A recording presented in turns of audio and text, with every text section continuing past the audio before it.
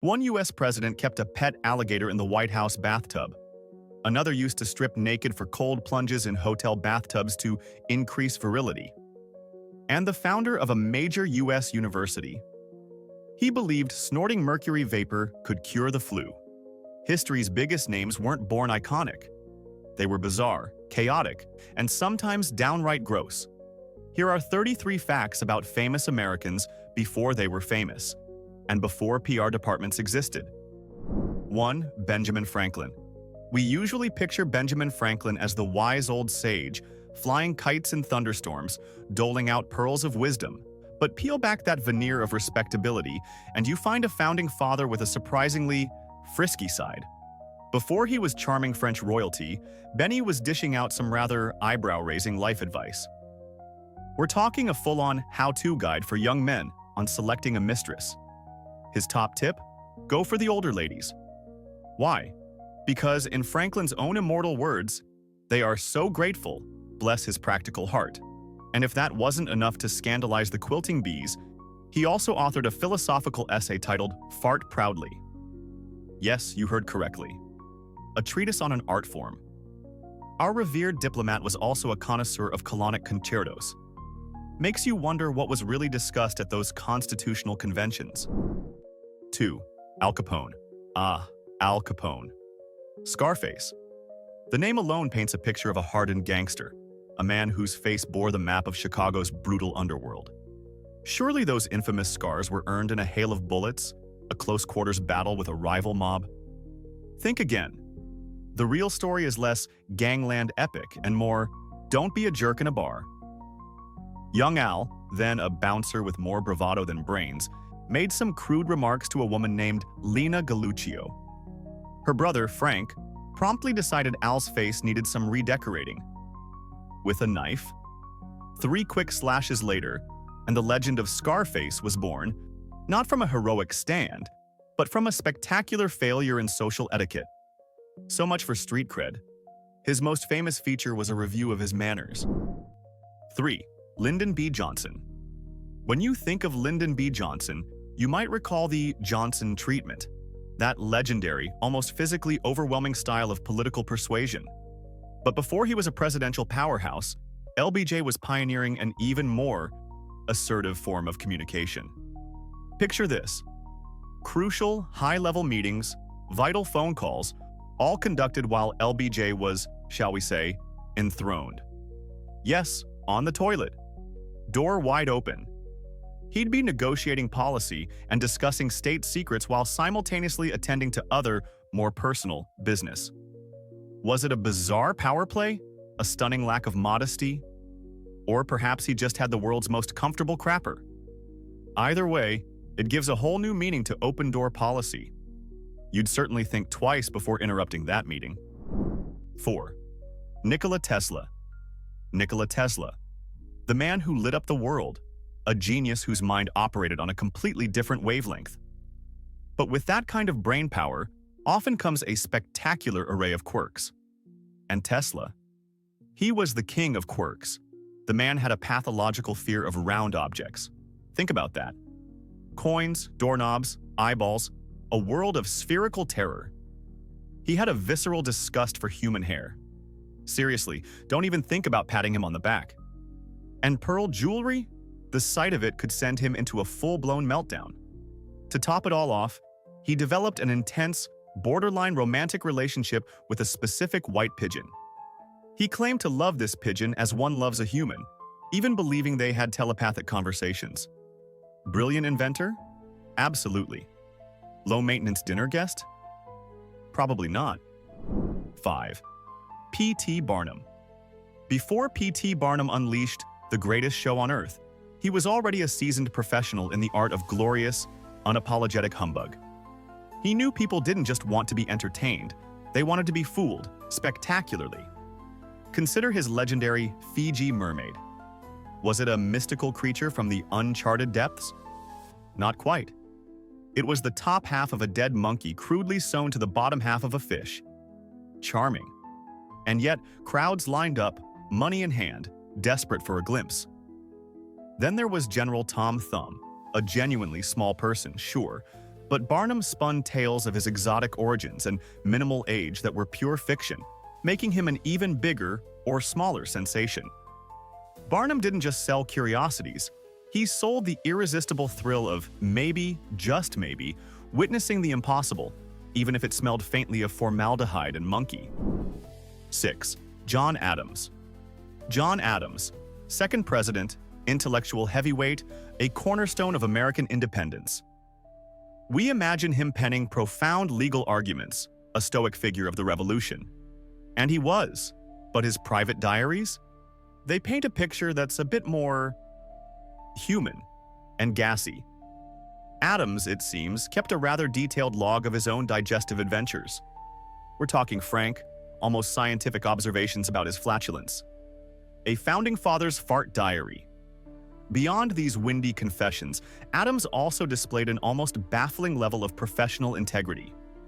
As a Boston lawyer, he chose to defend the British soldiers implicated in the Boston Massacre. In a city baying for blood, it was a move so unpopular it was practically career seppuku. Yet he did it. Principled, gassy, and utterly unique. That was John Adams. 7. Andrew Jackson. They called him Old Hickory, a nod to his unyielding toughness. Andrew Jackson, the 7th president, a man whose steely gaze adorns the $20 bill. But long before he was occupying the White House, he was more frequently occupying the dueling grounds, often with fatal results for his opponents. This wasn't a man who shied away from a challenge. He practically collected them.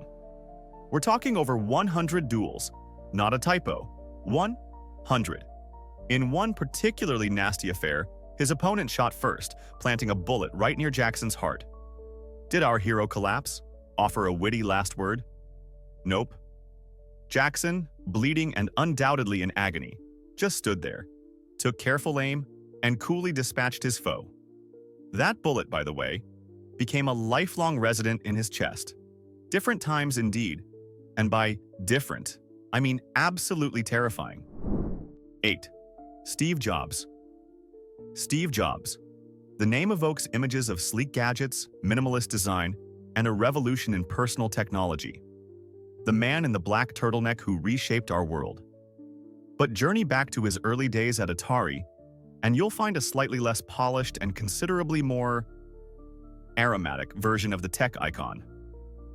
Young Jobs was a devoted fruitarian, and he held the rather unfortunate belief that this diet rendered him immune to body odor. Therefore, showers? Optional.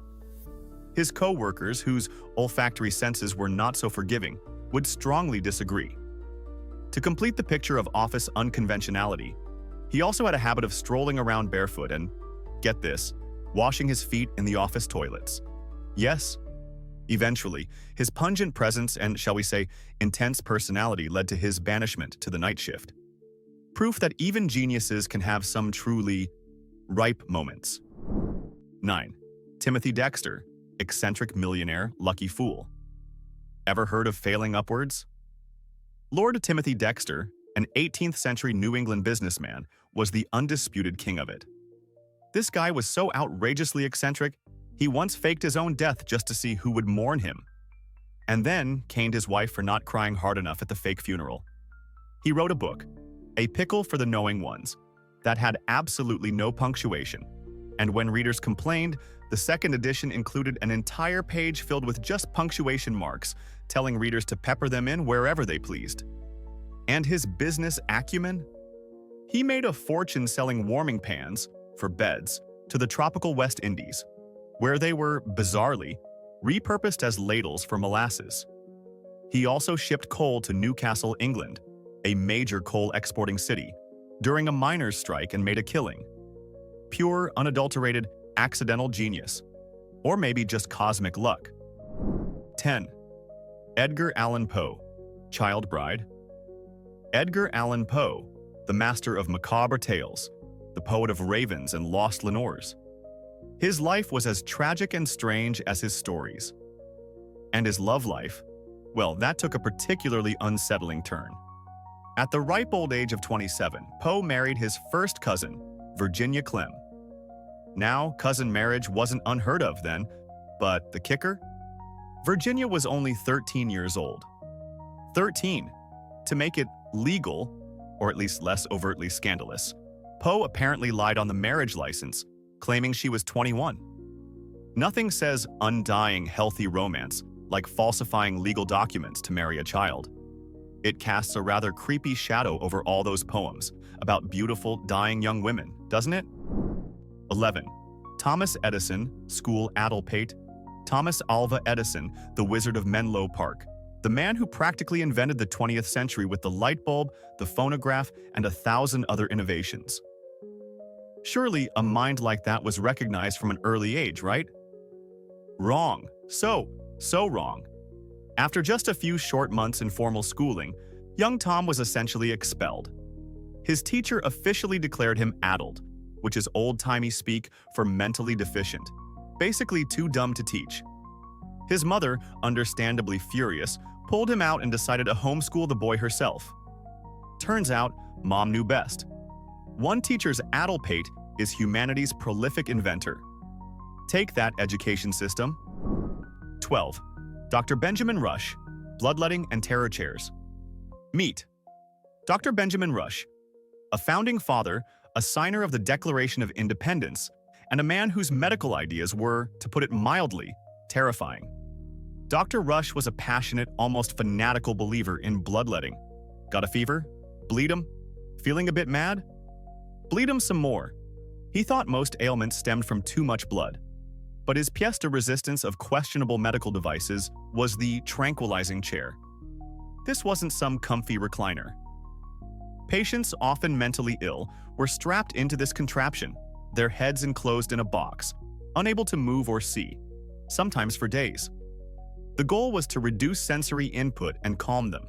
It sounds more like a medieval torture device. Thanks, but I'll take 2 leeches and call you in the morning. Or not. 13. Abraham Lincoln, Saloon Barter System. Before he was Honest Abe, savior of the Union and emancipator of slaves, Abraham Lincoln was a bartender and co-owner of a rather rustic saloon in Illinois called Berry and Lincoln. And when I say rustic, I mean it. Cash was often scarce on the frontier, so patrons frequently settled their tabs with whatever they had on hand. We're talking payment in chickens, animal pelts, homemade soap, maybe even a slightly used horseshoe. Imagine trying to balance the books when your assets include 3 dozen eggs and a possum skin. It must have been a chaotic, fragrant, and thoroughly frontier experience. Gives a new meaning to liquid assets. 14. Walt Disney, wartime hustler. Walt Disney, the man who built an empire on dreams and talking mice. But even Mickey's creator had a mischievous, entrepreneurial streak that emerged early. At just 16, he faked his age to join the Red Cross Ambulance Corps during World War I in France. And while he did drive an ambulance, he also found time for some creative side hustles. He'd meticulously doodle cartoons all over his ambulance, much to the chagrin of his superiors, probably. More lucratively, he'd acquire German helmets, then artfully distress them with fake bullet holes and grime, selling these battle-scarred souvenirs to soldiers at a tidy profit. The magic of storytelling and a little bit of theatrical deception was clearly in his blood from the start. 15. Alexander Hamilton, Hurricane Prophet of Doom. Alexander Hamilton, brilliant, ambitious, and the architect of America's financial system. But how did this orphaned immigrant from the Caribbean even get to America? Well, at 17, living on St. Croix, a massive hurricane devastated the island. Hamilton penned a letter describing the storm, but this wasn't just any letter. It was an astonishingly florid, intensely dramatic, almost apocalyptic account, filled with religious fervor and vivid imagery of destruction. It was so over the top that local leaders were stunned. They were so impressed, or perhaps slightly terrified by his intensity, that they pooled their money to send this prodigious, possibly unhinged young wordsmith to North America for an education. Maybe they just wanted to get the teenage prophet of doom off their island before he started predicting locusts. 16. George W. Bush, cheerleader gone wild. Before he was commander-in-chief, George W. Bush was head cheerleader. Yes, at the prestigious Phillips Academy in Andover, Dubia was leading the charge with pom-poms and pep. But this wasn't your average, wholesome cheerleading. Reports suggest young Bush was known for his wildly energetic, sometimes outright bizarre, and often provocative routines. We're talking inventive cheers that bordered on the scandalous, incorporating props like rubber chickens and antics so over the top that the school administration reportedly threatened to disband the entire cheer squad on multiple occasions. Clearly, a man destined for the public stage, one way or another. 17. Barack Obama, Tada the klepto-ape. Barack Barry Obama, the cool, calm, collected 44th president. But his childhood in Indonesia featured a rather less composed member of the household, a pet ape named Tada. Now, Tada wasn't some adorable, Disney-fied sidekick. Oh no, Tata was apparently a local menace, notorious for pilfering fruit and even laundry from the neighbors. A bona fide primate kleptomaniac. And in a formative, if slightly painful, early lesson in unpredictable encounters, Tata once bit young Barry on the finger. Perhaps that's where he developed his famous unflappability. If you can handle a thieving, biting ape, the political jungle of Washington, D.C. is probably a walk in the park. 18. Henry Ford, the watch assassin. Henry Ford, the man who put America on wheels, the father of the assembly line. But before he was revolutionizing manufacturing, he was waging a one-boy war on timepieces. As a teenager, Ford was utterly obsessed with watches. Not collecting them, mind you, but taking them apart. He'd get his hands on every watch he could find, friends, neighbors, unsuspecting strangers, and meticulously disassemble them. The reassembly part? That was less successful. He often improved them to the point of complete, terminal dysfunction. His first paying job, ironically enough, was as a watch repairman. One can only imagine his early customer satisfaction ratings. Your watch is fixed. It no longer tells time, but look at these extra gears I found. 19. Howard Hughes, pie flights and custom bras. Howard Hughes, billionaire, aviator, filmmaker, and eventually one of history's most famous eccentrics. His weirdness wasn't a late-life development. It was there from the get-go. In his younger, more public days, he once bought out every single seat on a commercial flight. Why?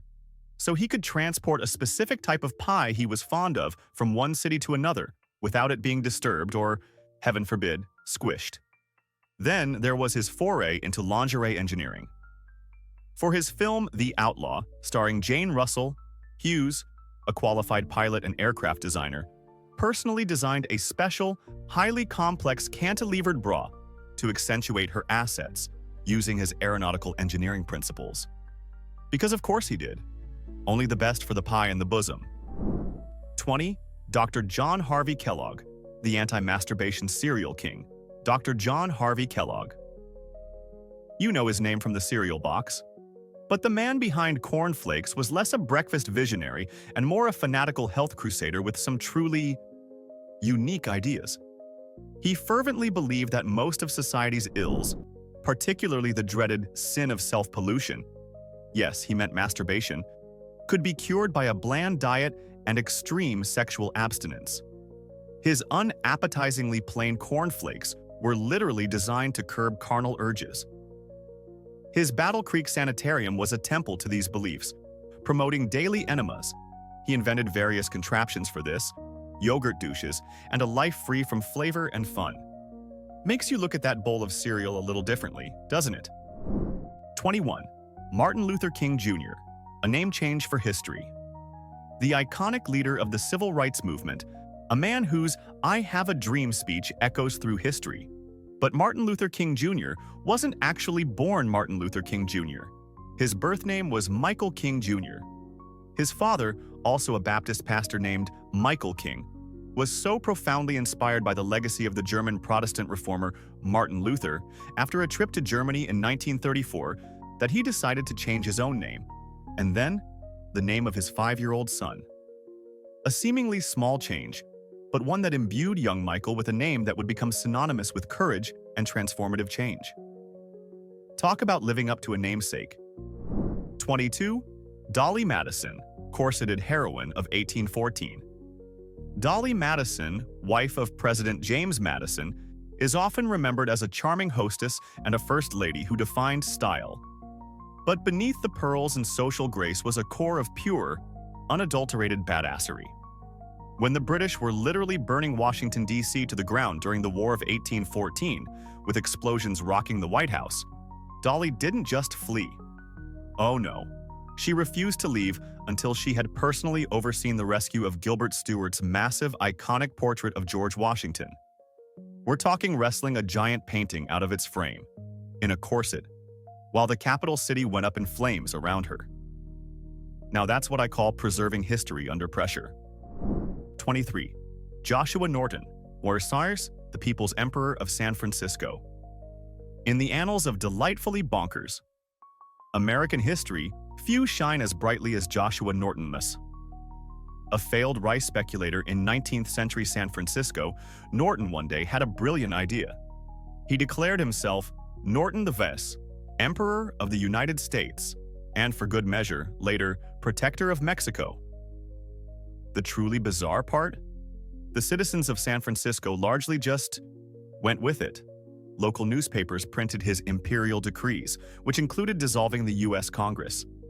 Some shops accepted his self-printed currency. Theaters reserved him a seat. He became a beloved local fixture. Was he mad? Probably.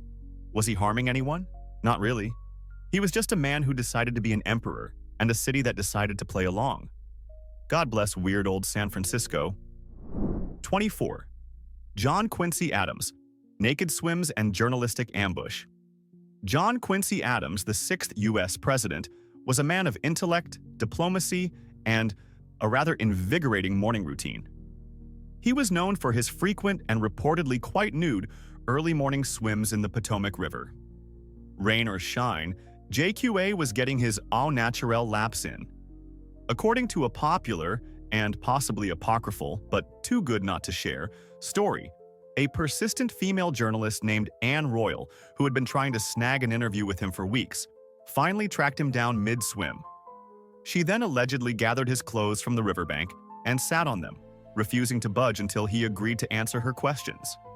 Now that's what you call hard-hitting, if slightly coercive journalism. 25.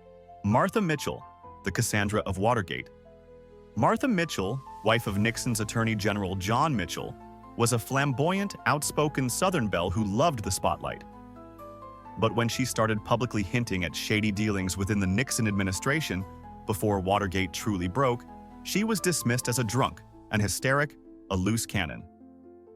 They tried to silence her, discredit her, even allegedly had her drugged and held against her will in a California hotel room to stop her from talking to the press. The establishment painted her as crazy.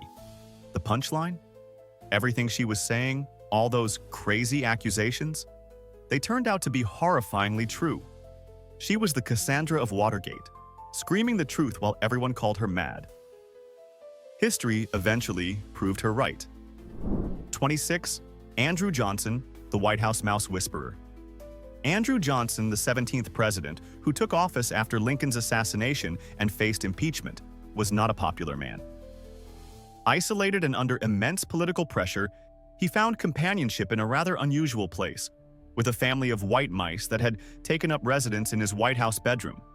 Reports say that Johnson would leave out food for them, talk to them, and found a strange sort of solace in their tiny, scurrying presence during one of the most tumultuous presidencies in American history. When your approval ratings are in the toilet, perhaps even a mouse is better company than Congress. 27. Buckminster Fuller, the 15-minute life logger. Buckminster Fuller, inventor of the geodesic dome, visionary, futurist, and a man who clearly had a lot of time on his hands, or at least was determined to account for it. For 2 straight years, from 1915 to 1917, Bucky undertook an incredibly bizarre and demanding personal experiment he called the Dymaxion chronophile. He meticulously documented his own life, everything he ate, slept, read, thought, everyone he met, in 15-minute intervals. Every 15 minutes. The goal? To see if by rigorously logging his existence, he could uncover underlying patterns in human life and optimize his own. The resulting log was reportedly 270 feet long. That's not a diary. That's a scroll of obsessive self-surveillance. 28. Hetty Green, the Witch of Wall Street's miserly madness. Meet Hetty Green, the Witch of Wall Street. In the Gilded Age, she was the richest woman in America, a financial genius who amassed a colossal fortune. And she was also, quite possibly, the cheapest human being to ever walk the earth. Her pathological stinginess was legendary. She reportedly wore the same black dress until it literally fell apart. She ate cold oatmeal to save on heating costs. She'd spend hours searching for a lost postage stamp. Most tragically, her son Ed lost his leg to amputation because Hetty, in her quest for free medical care, delayed treatment for so long that gangrene set in. She had millions, but lived like a pauper, a prisoner of her own unbelievable avarice. 29. Samuel Clemens Mark Twain, the runaway printer's apprentice. Before he was Mark Twain, the celebrated author of Tom Sawyer and Huckleberry Finn, he was young Samuel Clemens, a restless apprentice printer. And he hated it. He loathed the tedious work. He clashed with his master, and he dreamed of adventure far beyond the print shop. So what did he do? He ran away. Repeatedly.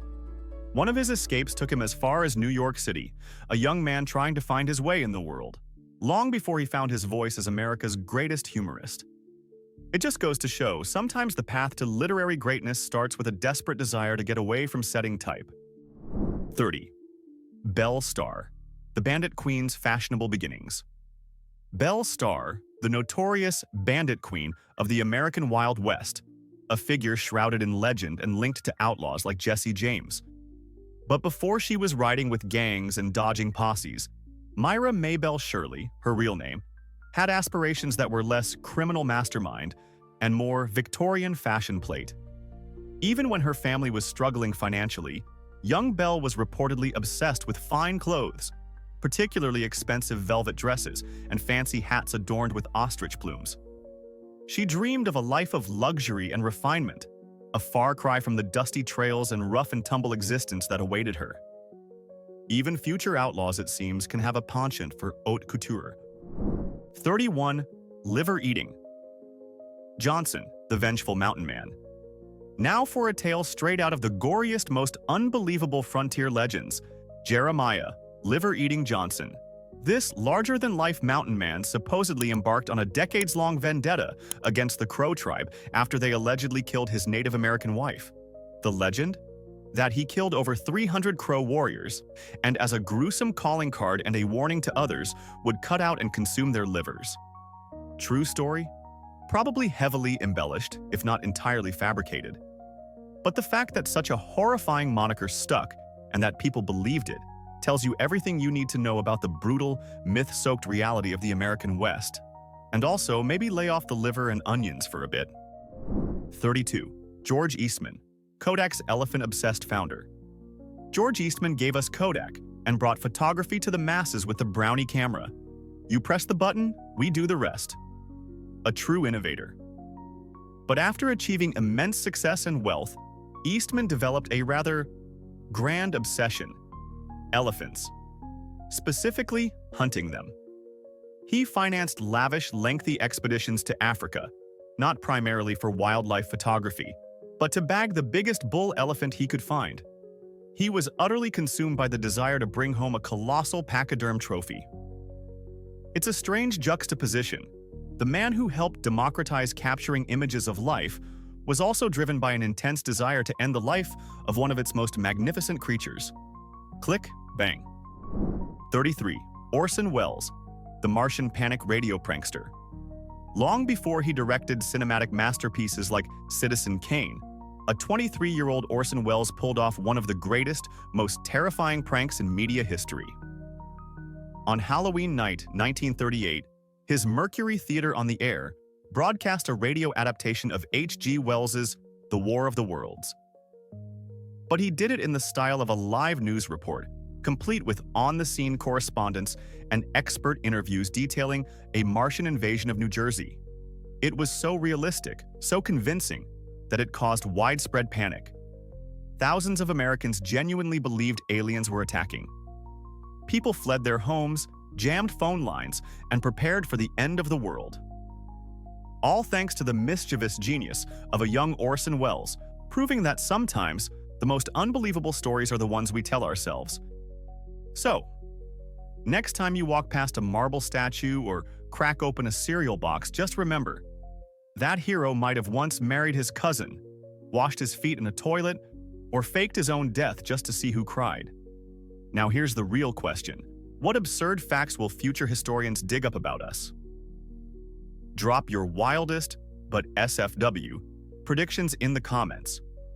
We're building the strangest time capsule on YouTube. And hey, if this made you laugh, gasp, or yell, "No way" at your screen, hit that subscribe button like it owes you money. Seriously, we're just getting started, and your sub means the world right now. Stick around, it's only getting weirder from here.